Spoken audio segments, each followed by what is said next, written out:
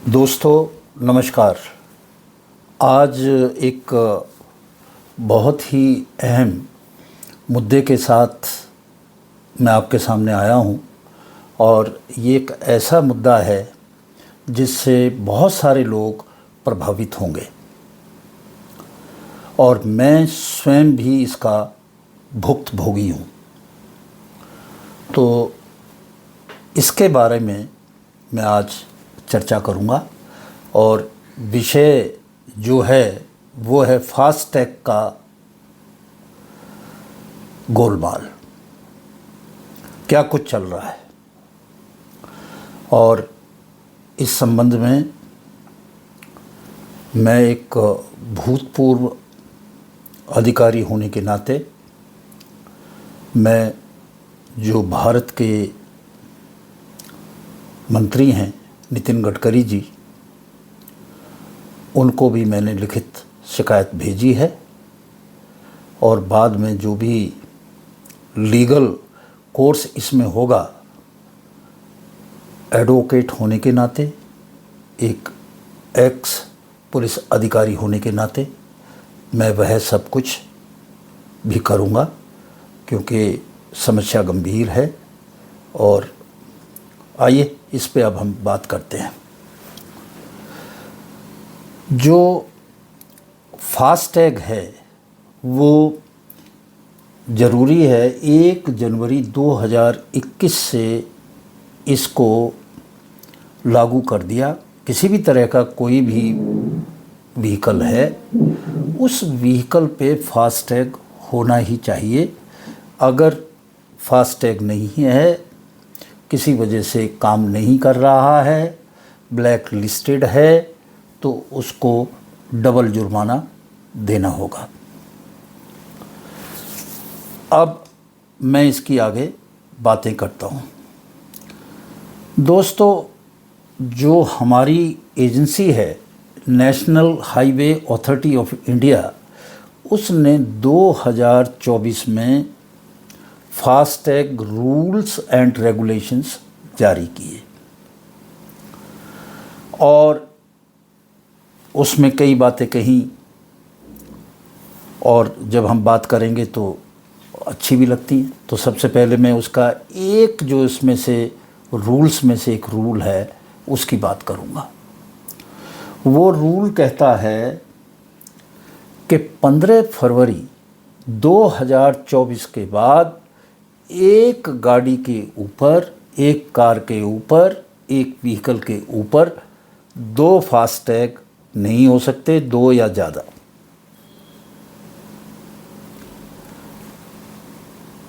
दिखने में बड़ा अच्छा लगता है कि भाई एक गाड़ी पे 2 फास्टैग क्यों हों। जो एक्टिव हैं उसमें उन्होंने आगे फिर कहा कि अगर ऐसा होता है तो जो लेटेस्ट फास्टैग है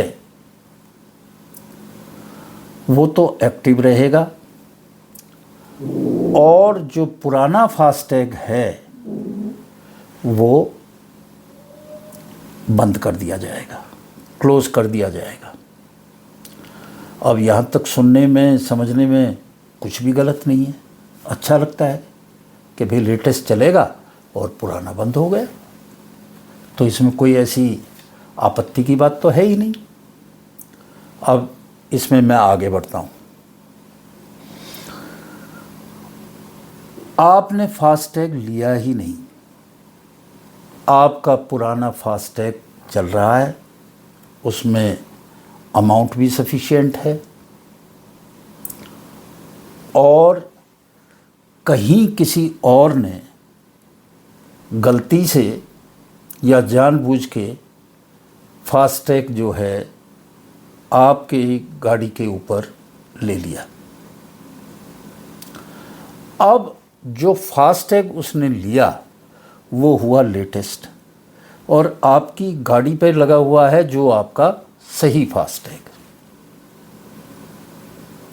अब मैं यहाँ पे अपनी गाड़ी का उदाहरण देता हूँ। मेरी गाड़ी पे 2021 से एक्सिस बैंक का फास्टैग लगा हुआ है, कोई समस्या नहीं है। मैं उसमें अमाउंट डालता हूँ और वो सही सलामत चलती है।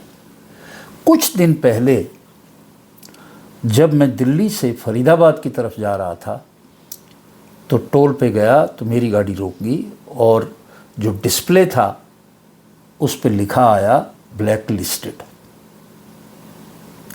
अब ब्लैक लिस्टेड हो गया मैं घर बैठे बैठे बिना कुछ करे हुए। खैर बातचीत की, वहाँ से निकला, मैंने सोचा कोई माल फंक्शनिंग होगी, सिस्टम में कुछ थोड़ी बहुत गड़बड़ हो गई होगी। वापसी में आया,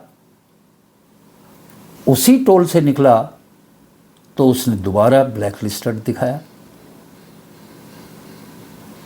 मैंने चेक किया कि भाई मेरा जो फास्टैग है उसमें इस वक्त 3,000 रुपये से ज़्यादा का अमाउंट है और मुझे ब्लैक लिस्टेड कर रहा है। खैर उन्होंने दोबारा निकाला और ये समझे कोई खैरात नहीं कर रहे हैं, वो निकालना है, वो आपके अगेंस्ट वो पैसा जमा होता जाएगा और माइनस करके आप जब भी देंगे तो वो पैसा आपको भुगतान करना पड़ेगा। तो फिर मैंने इस मामले की जांच की तो जो साइट थी, NPCI जैसी साइट है जिस पे जो पेमेंट का देखती है, तो उस पे मैंने देखा कि भाई 2 फास्टैग हैं,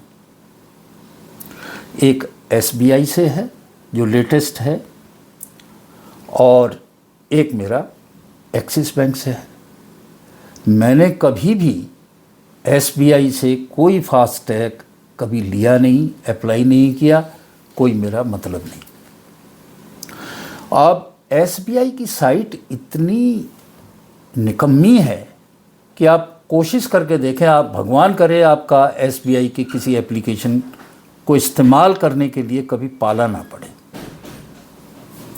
अगर आपका कभी पाला पड़ गया, कभी पाला पड़ गया तो समझ लो आपके दांत खट्टे कर देंगे और आपको कुछ भी इन्फॉर्मेशन नहीं मिलेगी। हमने भी फास्टैग का SBI के उस पे गए, देखे भाई इसको कैंसिल कर देते हैं, गाड़ी मेरी। तो उस पे एक नोटिस लग रहा है कि ये साइट अब बंद हो गई है और नई साइट का ये एड्रेस है। मैं उस साइट पे गया, उस पे लिखा हुआ है कि इस साइट का जो है एड्रेस वो जो पहले वाली है, एक लूप है, उस लूप में आप घूमते रहें, आपको कुछ हासिल नहीं होगा। फिर जो कस्टमर केयर था उस नंबर पे बात की, उसने भी उसी साइट का नंबर बताया। खैर मैंने उससे कहा भाई ऐसा कुछ नहीं है, ये साइट का मैंने बहुत कोशिश कर ली, ये साइट आपकी चल नहीं रही। कहते साहब आप फिर ऐसे कर लें, हमारे फास्टैग के एजेंट है, मैं उसका नंबर दे देता हूँ, आप उससे बात कर लें। मैंने फास्टैग के एजेंट से बात की, उसने ढंग से बात की कि साहब ये मेरी फ़ीस है और आप RC की एक कॉपी दे दें, एक पैन कार्ड की कॉपी दे दें, एक कैंसल चेक दे दें, एक ड्राइविंग लाइसेंस दे दें और 200 रुपया का मेरी जो फीस है उसका पेटीएम कर दें और एक गाड़ी का फ़ोटो दे दें। मैंने ये सारी रिक्वायरमेंट पूरी की, उसने कोशिश की, उसके बाद उसका मुझे फ़ोन आता है। अब ये है समस्या की जड़ जो मैं बताने जा रहा हूँ। उसने कहा साहब ये फास्टैग जो आपकी गाड़ी के ऊपर है इसको आप क्लोज नहीं कर सकते, आप इसके असल मालिक हैं, ऑथोरिटी के रिकॉर्ड में मैं मालिक हूँ, मैंने अपने पैसे से इस गाड़ी को ख़रीदा है, RC है, ड्राइविंग लाइसेंस है, हर डॉक्यूमेंट उसका वैलिड है, मैंने फास्टैग लिया भी नहीं और कहा कि आप इसको क्लोज नहीं कर सकते, आप ब्लैक लिस्टेड ही रहेंगे। कारण एक है कि जो मोबाइल नंबर उसमें दिया हुआ है वो किसी और श्रीमान का है, और जब हम उस मोबाइल नंबर पे मैंने कॉल की तो खैर एक दिन तो मिला नहीं। मैंने अगले दिन फिर कॉल की तो उसने मुझे बताया कि हाँ साहब मेरे पास गाड़ी है। मैंने अपनी गाड़ी का नंबर बताया, उसकी गाड़ी का भी मिलता जुलता नंबर था। मेरी DL1CZ और उसकी DL1ZC, और उसका जैसे ही उसने इशू कराया वैसे ही मेरी गाड़ी का जो टैग लगा हुआ था पहला एक्सिस बैंक का, वो ब्लैक लिस्टेड हो गया। आज भी ब्लैक लिस्टेड है। मुझे दिल्ली से बाहर जाना है, हर टोल पे मैं जुर्माना देता हुआ जाऊं, इस गर्मी में बेइज्जत हूं कि ब्लैक लिस्ट है आपका तो, और ऐसे होते होते आगे जाऊं। भाई मेरा कसूर क्या है? किया क्या है मैंने? और मुझे हैरत हुई जब उस एजेंट ने मुझे ये बताया कि साहब आप जैसे केस रोज़ 3-4 आ रहे हैं। तो फिर मैंने सोचा क्यों ना इस बात की सबसे जो है इन्फॉर्म करूं मैं और सबको। SBI बैंक से कोई रिस्पॉन्स नहीं है। SBI बैंक की ब्रांच में जाओ, कहता जी फास्ट टैग है SBI का, इससे हमें कोई लेना देना नहीं। टेलीफोन करो तो उसका कोई मतलब नहीं, बात चल नहीं रही। गलती किसकी है? गलती उस बैंक की है जिसने मेरी गाड़ी का बिना वेरीफाई किए हुए डॉक्यूमेंट और मेरी गाड़ी के नाम पे एक फास्टैग देके और मुझे बेइज्जत किया। गलती उसकी है और उनका रिस्पॉन्स नहीं, क्योंकि ये तो बैंक सरकार का बैंक है। वो तो साहब बड़े शहंशाह हैं। दूसरा टैग मैं ले नहीं सकता, उस टैग को कैंसिल नहीं कर सकता। लगता ये है कि गडकरी जी ने रूल तो बना दिए, बड़े अच्छे लग रहे हैं, एक गाड़ी पे 2 टैग ना हो, और मैंने टैग लिया ही नहीं दूसरा, और किसी और की वजह से मेरा टैग हो गया। इसका कोई निदान किया?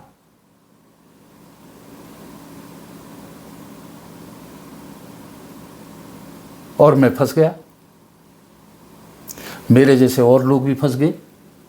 और यही बात मैं नितिन गडकरी जी को शिकायत के रूप में भेज चुका हूं। तो दोस्तों, कोई ज़रूरी नहीं है आप अपने परिवार के साथ कहीं बाहर जा रहे हैं, अच्छी जगह जा रहे हैं घूमने फिरने के लिए, और आपको टोल पे दिखाया जाए ब्लैक लिस्टेड, पैसे भी दी और उसमें हैं, पर वो तो हो गया आपका क्लोज जिसमें पैसे हैं, और किसी एक आदमी ने भारत के किसी कोने से एक जो टोल के पहले खड़े हुए लोग उनसे ले लिया, किसी बैंक का दे दिया करके, तो आप बीचों बीच खड़े रह जाएंगे। समस्या है, विकट समस्या है। इसका ध्यान सरकार दे। दूसरे एक रूल की एक और बात मुझे बड़ी अजीब लगी। रूल कहता है, बड़े मज़े की बात है, कि किसी भी टोल पे 100 मीटर से ज़्यादा लंबी लाइन नहीं होगी। पीले रंग की एक लाइन लगाएंगे 100 मीटर पे, अगर वहाँ तक लाइन जाएगी तो आप फटाफट क्लियर करेंगे व्हीकल्स को। कोई भी लाइन 100 मीटर से ज़्यादा टोल पे नहीं होगी, और आप जाके देखें गडकरी जी, किसी भी टोल पे क्या हाल हो रहा है। किलोमीटर लंबी लाइन लगी हुई है, रूल बना दिया और सो गए आराम से। इसको इम्प्लीमेंट कौन करेगा? अगर आपने वहां पे ये कर रखा है तो एक कैमरा भी लगा दें और कैमरे से देखें कि कितनी लंबी लाइन लगी हुई है और क्या बर्ताव है इन टोल वालों का। नियम बना दिए तो उनका पालन भी कराना सीखो। अगर आप ऐसा नहीं कर रहे हैं, एक गलत मैसेज जा रहा है जनता में।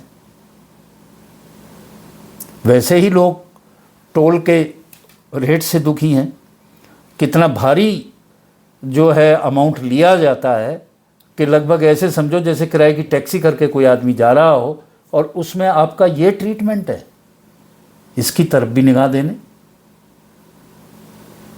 और ये एक ऐसा एरिया है जिससे सभी प्रभावित हो रहे हैं, सभी दुखी हैं किसी न किसी वजह से।